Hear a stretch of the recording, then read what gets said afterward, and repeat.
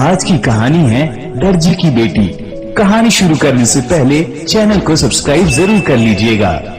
चतुरपुर गांव में प्रसाद नाम का एक दर्जी अपनी बेटी प्रिया के साथ रहता था। प्रिया की मां उसे बचपन में ही छोड़कर चली गई थी और प्रिया के पिताजी दर्जी का काम करके अपना और प्रिया का पालन पोषण करते थे, लेकिन उनकी कमाई इतनी नहीं होती थी। फिर भी वो हो सके उतनी मेहनत कर अपनी बेटी प्रिया को पढ़ा रहे थे। प्रिया अपने पिता की आंखों का तारा थी। वह बहुत ही बुद्धिमान, मेहनती और आज्ञाकारी बच्ची थी।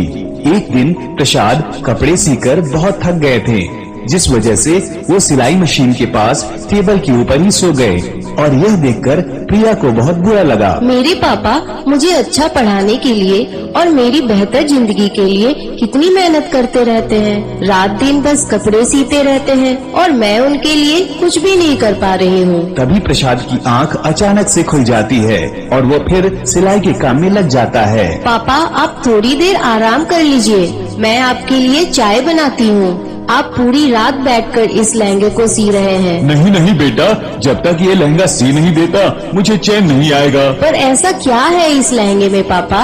सफेद सा तो कपड़ा है पूरा। नहीं बेटा, अभी तो ये सिर्फ कपड़ा है।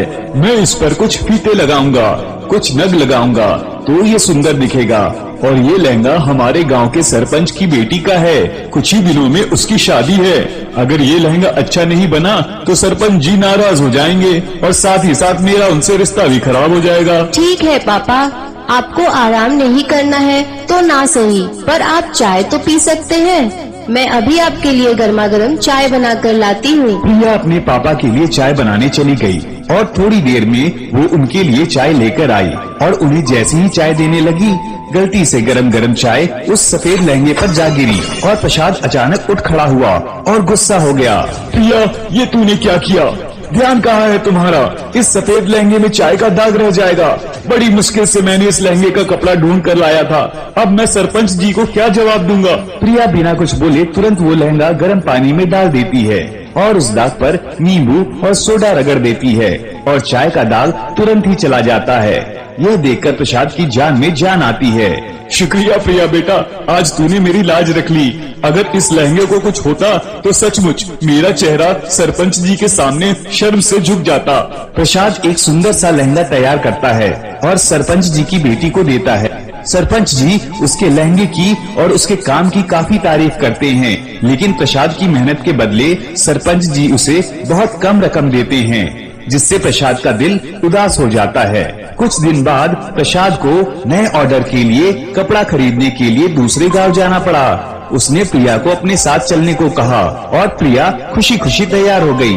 रास्ते में वे सड़क के किनारे एक छोटी सी चाय की दुकान पर चाय पीने के लिए रुके और बातों ही बातों में उस चाय वाले ने बताया कि वो कितना कमाता है।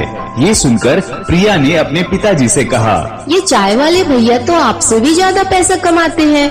मैं आपकी मेहनत का या आपका मजाक नहीं उड़ा रही हूँ, इसलिए आप मुझे गलत मत समझिए। लेकिन मुझे लगता है कि आपको भी ऐसे ही किसी दूसरे व्यापार के बारे में सोचना चाहिए, क्योंकि कपड़ों की सिलाई करके आपको आपके हुनर जितने पैसे नहीं मिलते हैं। यहाँ तक कि सरपंच जी ने भी आपके हुनर की कदर नहीं की। बेटा, मैं एक दर्जी हूँ और मुझे यही काम आता है और जिसका काम उसी को साझे। मैं अगर अब कोई दूसरा काम शुरू करूँगा तो ऊपर से नुकसान होगा, इसलिए जो है वही ठीक है। प्रिया यह सुनकर निराश हो गई और उसने अपने पिता से पूछा कि क्या उनके पास और पैसे कमाने का कोई और तरीका है। तो प्रसाद ने कहा, अगर मेरे पास बड़ी दुकान होती, कुछ काम करने वाले लोग होते तो मुझे अकेले ही सब नहीं करना पड़ता और बड़ी दुकान में तो ग्राहक भी बहुत आते हैं। इसलिए अगर मेरे पास कोई बड़ी दुकान होती तो मैं जरूर और पैसे कमा सकता था। लेकिन बेटा, मेरे पास किराए पर लेने के लिए या बड़ी दुकान खरीदने के लिए पैसे नहीं है, इसलिए जो है उसी में खुश रहो। प्रिया को किसी भी तरह उसके पिताजी की मदद करनी थी, क्योंकि उसे पता था उसके पापा के पास बहुत हुनर है, पर उस हिसाब से उनको न काम मिल रहा था और न ही अच्छे पैसे। इसलिए प्रिया ने अपने पापा की मदद करने के लिए कुछ सोचा और अंत में उसे एक विचार आया, क्यों न पापा की मदद करने के लिए मैं भी अपने हाथों से कुछ चीजें बनाऊं और फिर उसे बेचूं। प्रिया ने सिलाई से बचे हुए कपड़े के टुकड़े से बैग और पर्स जैसी चीजें बनाना शुरू कर दिया। उसने बहुत कड़ी मेहनत की उसने ये सब प्रसाद से छुपा कर किया, क्योंकि वो जानती थी अगर प्रसाद को पता चलेगा तो वो उसे ये सब करने से मना कर देगा। इसलिए प्रिया कॉलेज में कपड़ों के बचे हुए टुकड़े ले जाती और उससे चीजें बनाकर वहीं आसपास बेचती और पैसे कमाती। धीरे धीरे प्रिया वहाँ बाजारों में जाकर अपना सामान अच्छे दामों में बेचने लगी। उसने किसी भी तरह अपने पिता की मदद करने का तय कर लिया था और उसने अपने पिता को एक बड़ी दुकान खरीद कर देने का भी निश्चय कर लिया था। लेकिन प्रिया की यह खुशी ज्यादा समय तक नहीं रही। एक सुबह जब प्रिया बाजार में अपनी बनाई हुई चीजें बेचने जा रही थी, तब उसने देखा कि उसका बनाया हुआ सारा सामान चूहे ने कुतर दिया है और उसके पास बेचने के लिए कुछ भी नहीं था। प्रिया बहुत दुखी हो जाती है। ये क्या हो गया? चूहों ने मेरा सामान कुतर दिया। अब मैं पापा के लिए बड़ी दुकान कैसे खरीदूंगी? उनकी मदद कैसे करूंगी? मैंने तो अच्छी भावना से ये सब किया था, फिर भी ऐसा हुआ। प्रिया अपने कमाए हुए पैसे गिनती है कि अब तक उसके पास कितने पैसे जमा हुए हैं। अभी भी इतने पैसे नहीं इकट्ठे हुए हैं कि मैं पापा को दुकान खरीद कर दे सकूं। अभी भी पैसे कम पड़ रहे हैं। अब मैं क्या करूं? कुछ समझ में नहीं आ रहा है। यही बात सोचते सोचते प्रिया की आंख लग जाती है और सपने में वो खुद को एक सुंदर से परीलोक में पाती है। वहाँ चलते चलते वो एक परी से टकराती है। ये मैं कहाँ आ गई हूँ? प्रिया, ये परीलोक है।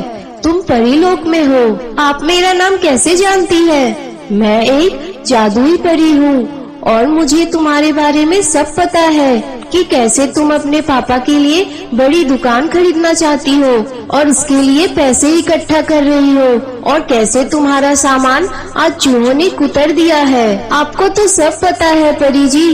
परी जी, आप जादुई परी हैं, तो मेरी मदद कर दीजिए और अपने जादू से मेरा सामान वापस ला दीजिए। प्रिया, मैं जादुई परी हूँ और जादू से अभी सब ठीक कर सकती हूँ, लेकिन अगर मैंने अभी जादू से सब सही कर दिया तो तुम मुसीबत से लड़ना कैसे सीखोगी और मेहनत करना कैसे सीखोगी? तुम फिर से मेहनत करो, फिर से सामान बनाओ और उसे बेचो।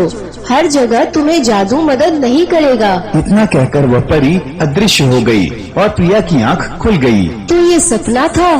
ऐसा लगा मानो मैं सच में परीलोक में हूँ। लेकिन जो भी हुआ अच्छा हुआ।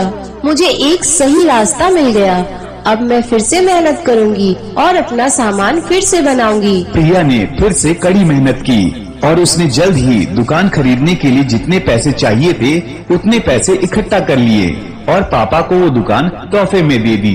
प्रिया के हुनर की चर्चा हर जगह फैल गई और उसके पिता का कारोबार फलने फूलने लगा। प्रिया बेटा, तुमने मुझे इतना बड़ा तोहफा दिया है, तुमने मेरे लिए इतनी मेहनत की है, तो क्यों ना तुम भी मेरे साथ इस कारोबार में जुड़ जाओ। मैं लोगों के लिए कपड़े सीऊंगा और तुम उनके लिए मैचिंग पर्स, रुमाल जैसी चीजें बनाना। प्रिया ने तुरंत इस बात पर हाँ कर दी। अब पूरे गांव के लोग उनके पास अपने कपड़े की जरूरत के लिए आते थे। प्रिया को अपनी और अपने पिता की सफलता पर गर्व हुआ और आखिरकार प्रिया और उसके पापा की मेहनत रंग लाई। तो दोस्तों, इस कहानी से हमें ये सीखने को मिलता है कि कड़ी मेहनत और संपूर्णता से कुछ भी संभव है। अगर हम सपने देखते हैं तो उसे पूरा करने के लिए कड़ी मेहनत करना भी बहुत जरूरी है और आपकी कड़ी मेहनत और संपूर्णता से आप अपने सपनों को जरूर हासिल कर सकते हैं। कहानी कैसी लगी कमेंट करके जरूर बताइएगा और हमारे चैनल को सब्सक्राइब जरूर